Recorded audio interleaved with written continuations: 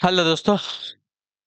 Good afternoon, नमस्कार। आप सभी का जो है एक बार फिर से बहुत बहुत स्वागत है आप सभी के अपने यूट्यूब चैनल परीक्षा की शिक्षा में। उम्मीद करता हूँ, आशा करते हैं कि आपसे जो स्वस्थ है, कुशल मंगल है, तैयारी जो है बढ़िया और अच्छे तरीके से आप सभी लोग कर रहे हैं। तो जो भी क्लास में फर्स्ट टाइम आए हैं, पहली बार नए हो सभी को बता दें कि हमारे चैनल पर UP triple S C PT exam 2025 की जो तैयारी आपके साथ ही रेगुलर बेसिस पर जो डेली का वजह जिसे भी तैयारी पूरी करनी है, कंप्लीट करनी है, चैनल को सब्सक्राइब करके हमारे साथ जुड़िए। क्लास का समय देखिए, जीके चीज की जो सुबह 10 बजे डेली आप सभी को देखते हैं मिलते हैं। मैथ्स की क्लास जो है दोपहर को 2 बजे देखने को मिलते हैं। हिंदी की जो क्लास है शाम को 7 बजे आप सबको हमारे चैनल पर देखेंगे। इसी टाइम पर आप सबको क्लास से जुड़ के तैयारी को पूरा कंप्लीट करना। नीचे डिस्क्रिप्शन आप सबको इंस्टाग्राम टेलीग्राम का लिंक मिलेगा, तो आप इंस्टाग्राम पर फॉलो करेंगे, टेलीग्राम चैनल को ज्वाइन करेंगे। टेलीग्राम चैनल पर डेली बेसिस पर क्लास का अपडेट आप सबको देखने को मिलेगा। 6 और 7 सितंबर को आपका एग्जाम है, तो अभी आपका 5 से 6 दिन का टोटल टाइम बचा अपनी तैयारी को पूरा से अच्छे तरीके से करने के लिए। ठीक है, तो जितना भी हो सके उतना अपना जोर लगा के अपनी तैयारी को अच्छे से कीजिए। ठीक है, चलें क्लास स्टार्ट करें बिना किसी देरी के। देखिए, पढ़ना आपको एक ही बार रहता है, लेकिन जब पढ़ लेंगे तो उसका प्रॉफिट आपको जो है लाइफ टाइम के लिए हो जाता है। ठीक है, चलिए आते हैं क्वेश्चन पे। और जिसने अभी तक क्लास को लाइक नहीं किया, लाइक करेंगे, शेयर नहीं किया, शेयर करेंगे। जिसने अभी तक चैनल को सब्सक्राइब नहीं किया, लोग जो है चैनल को सब्सक्राइब करेंगे। चलिए, निम्नलिखित अनुपातों का सही आरोही क्रम। ठीक है, चलिए सही आरोही क्रम निकालना है। तो देखिए, 8/15 को अगर सरल करेंगे, सॉल्व करेंगे, तो हमें मिलेगा 0.533। क्या करना है, 8 में 15 से भाग देंगे तो हमें मिलेगा 0.533। ठीक है, उसी प्रकार 19 में 20 से भाग देंगे तो हमें मिलेगा 0.950। ठीक है, क्लियर सभी को। अब चलिए, अब आते हैं हमारा तीसरा है 23/60। तो 23 में 60 को भाग देंगे तो हमारा बच आएगा साथियों 0.383। ठीक है, और उसके बाद हमारा है 27/35। ठीक है, यही है ना, 27/35। चलिए, तो 27/35 अगर भाग देते हैं तो हमारा आंसर आता है 0.771। देखिए, सबसे छोटा हमारा ए है, इससे बड़ा ए है, फिर उससे बड़ा ए है और सबसे बड़ा ए है। तो क्या बोला है, आरोही क्रम में लगाने को ना। तो आरोही क्रम देखेंगे तो सबसे, चलिए आरोही क्रम देखिए, 0.383। फिर इससे बड़ा है हमारा 0.533। फिर इससे बड़ा है हमारा 0.771। और इससे बड़ा है हमारा साथियों है 0.950। ठीक है, क्लियर है। तो देखिए,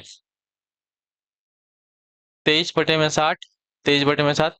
अच्छा, ये 3 में दिया गया है, चौथे में नहीं दिया, इसको हटा दीजिए। ठीक है, और उसके बाद 8/15, 8/15 इसमें नहीं दिएगा। अब 25 सिर्फ दो, 0.771। 0.7 तीसरा है, ऑप्शन नंबर बी वाला हमारा राइट होगा। ठीक है, चलिए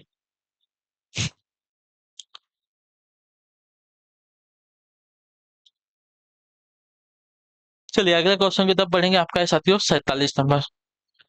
एक दुकानदार ने 18,000 रुपए में 20 कुर्सियां खरीदी। ठीक है, उन्हें बेचने पर उसे 4 कुर्सियों के विक्रय मूल्य के बराबर लाभ हुआ। ठीक है, प्रत्येक कुर्सियों का विक्रय मूल्य क्या है।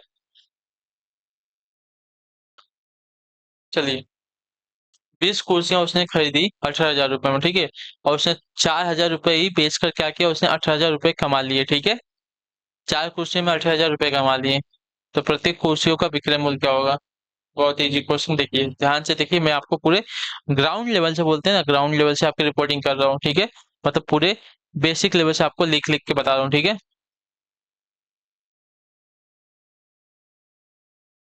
20 वस्तुओं को बेचने पर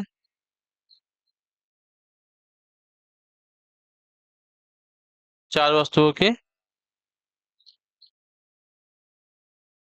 विक्रय मूल्य बराबर लाभ प्राप्त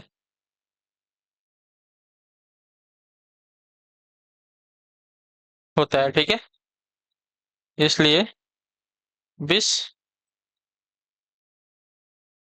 वस्तुओं का विक्रय मूल्य माइनस 20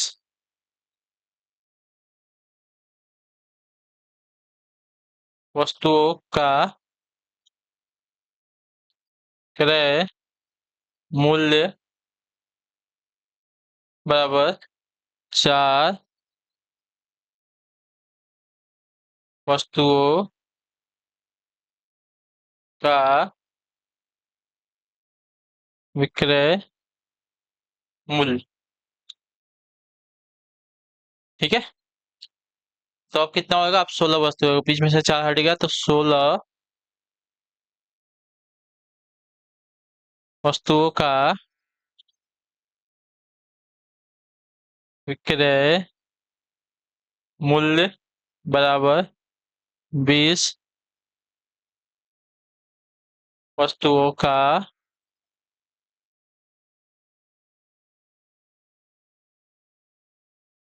क्रय मूल्य।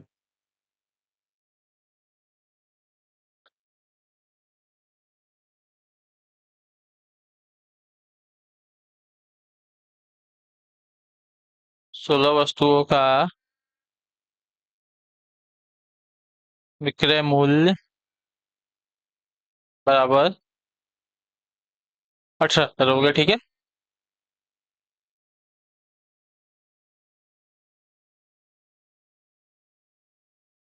तब एक वस्तु का देख लेते हैं, इसलिए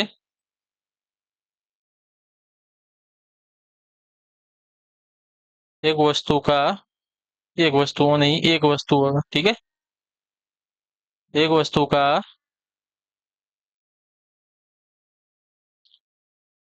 विक्रय मूल्य बराबर आपका हो जाएगा 18,000 बटे में 16। तो इसको अगर डिवाइड कर लेंगे, 16 एकम 16। ठीक है, कितना बचेगा? फिर आपका बचेगा 20। तो वापस 16 एकम 16 बच जाएगा। ठीक है, 20 हो गया। अब कितना बचा? 20 में से 16 जाएगा तो बचेगा 4, यानी कि 40 बच गया। तो 16 का 16 छोड़ 32 दो बार जाएगा। ठीक है, अब कितना बच गया साथियों? 8 बचेगा। 32, 40 में से 8 को घटा देंगे, सॉरी 40 में से 32 को घटाएंगे तो 8 बचेगा। तो आपका हो जाएगा 80, 16 बचे 80। ठीक है, यानी कि इतना 1125 रुपये आपका टोटल हो गया। ठीक है, तो एक वस्तु का मूल्य आपका हो जाएगा 1125 रुपये। ठीक है,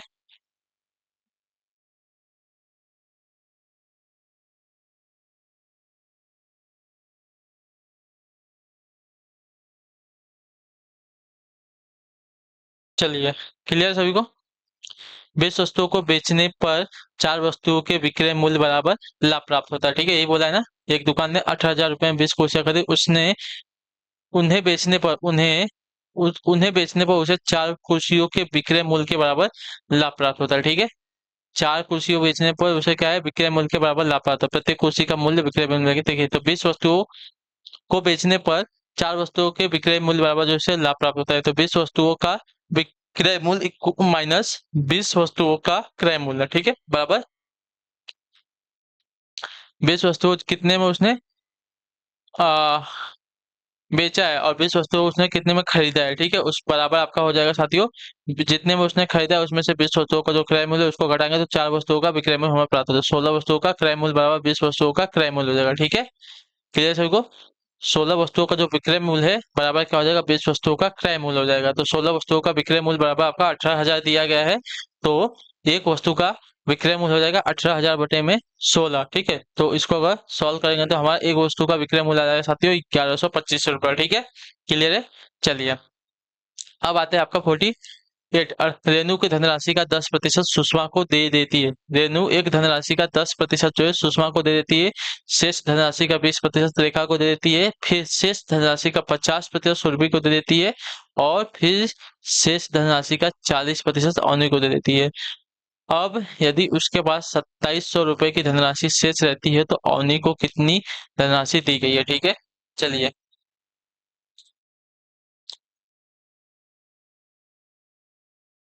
माना रेणु के पास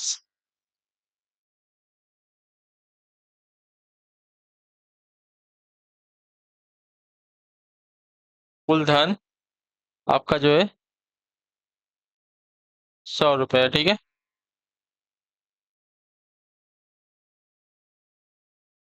सुषमा को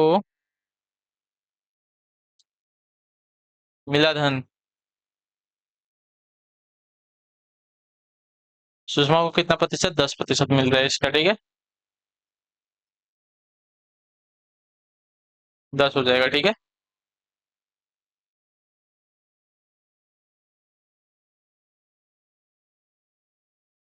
शेष धनराशि जो है उसके पास अब कितनी बच गई है साथियों? 100 - 10 बराबर आपका हो गया है 90, ठीक है। रेखा को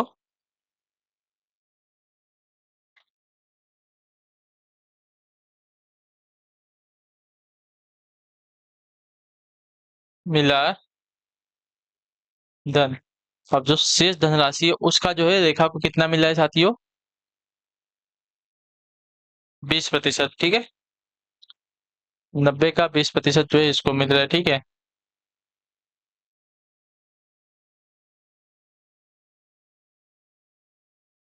एक जीरो से एक जीरो, एक जीरो से एक जीरो, तो 9 दूनी 18, ठीक है।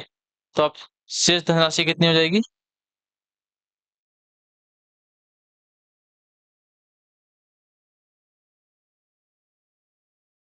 90 - 18 हो जाएगा 72, ठीक है। अब सुरभि को, ठीक है, इसके बाद जो है सुरभि को उसने दिया है, ठीक है। फिर शेष धनराशि का 50% सुरभि को दे दिया, ठीक है।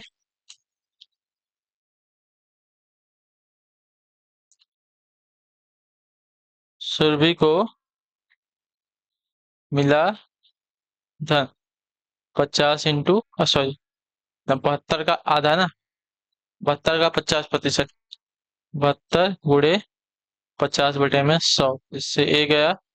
और तो इसमें आपका हो जाएगा साथियों 5 से कम 5, 5 दूनी 10, ठीक है। 2 से इसको काट लेंगे तो आपका 2×3 = 6, 2×6 = 12, 36 हो जाएगा, ठीक है। अब 36 बच गया। फिर शेष धनराशि आपकी यहाँ पे भी शेष धन राशि, ठीक है। शेष धनराशि आपका हो गया यहाँ पे 72 - 36 हो जाएगा साथियों आपका 36, ठीक है। सुरभि को दे दिया। अब अवनी को भी दे दिए, ठीक है, अवनी को भी दे दिए। अवनी को मिला धन, ठीक है। अवनी को मिला धन,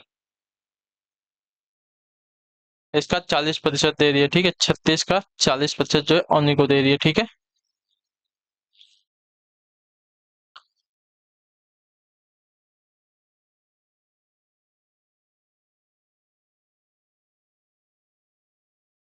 छत्तीस दूनी 72/5, इसको अगर सॉल्व करेंगे तो 5 एक कम 5, बचा कितना? 12, तो 5 दूनी 10, नहीं, कितना बचा? 5 से कम 5 बचेगा कितना? 5 दूनी 10 नहीं, 22 हो जाएगा ना, तो 5×4 = 20, 14 बार 14 हो गया वापस आपका 4 बार में जाएगा, ठीक है। 14.4 आपका रहेगा। तो शेष धनराशि देखते हैं कितनी बचती है। शेष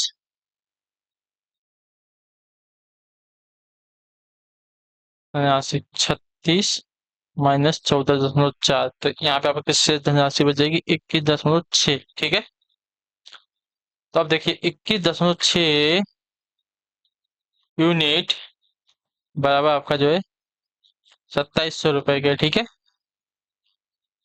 तो 1 यूनिट किसके बराबर है? 1 यूनिट जो है किसके बराबर है साथियों? 125 रुपए के, ठीक है। तो एक यूनिट जो 125 रुपए के बराबर है, तो 14.4 यूनिट इक्वल टू 125 × 14.4, 1800 रुपये हो जाएगा, ठीक है। अतः अवनी को मिला धन जो है आपका 1800 रुपये। ठीक है, क्लियर है। ऑप्शन नंबर हमारा सी जो दिया करते हो राइट। सॉरी, यहाँ तक सभी का क्लियर है। चलिए, एक कारखाने में श्रमिकों का औसत मासिक वेतन आपका 6,000 रुपये है और 100 तक टेक्नीशियनों का औसत मासिक वेतन आपका 12,000 रुपये है और गैर टेक्नीशियनों का जो औसत मासिक वेतन है 4,000 रुपये है। कारखानों में श्रमिकों की कुल संख्या ज्ञात कीजिए। ठीक है,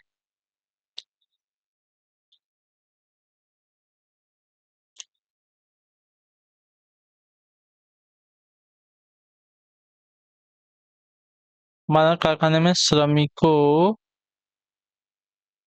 की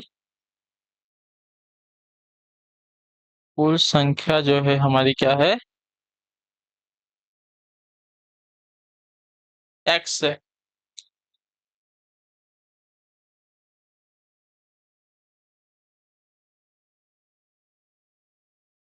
तो 60,000 एक्स इक्वल टू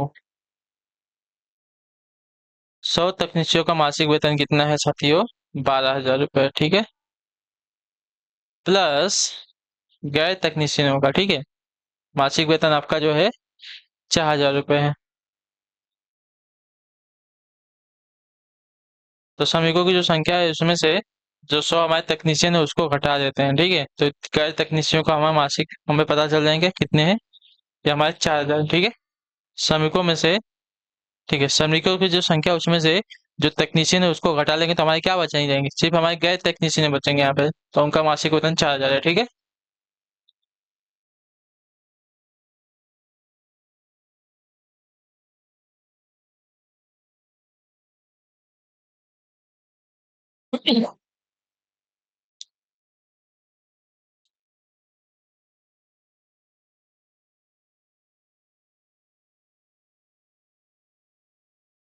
क्लियर है यहाँ तक। अब देखिए, जो एक्स वाले हैं एक साइड आ जाएंगे, तो यहाँ पे प्लस में है, तो यहाँ पे आके माइनस में हो जाएगा। ठीक है, आपका ये कितना है, इकाई दहाई सैकड़ा हजार दस लाख 10 लाख। 12 लाख में से अगर 4 लाख को घटाते हैं, इकाई दहाई सैकड़ा हजार 10 लाख, 12 लाख में से 4 लाख को घटाएंगे तो बचेगा कितना समझे, 8 लाख। इकाई दहाई सैकड़ा हजार 10 लाख। ठीक है, और 4,000 में से 6,000 को घटाएंगे तो बचेगा कितना हमारा, 2,000।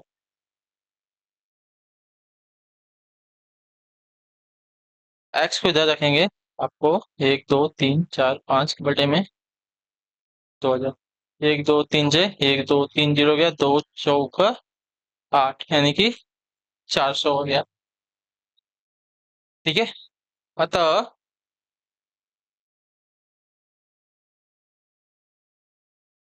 श्रमिकों की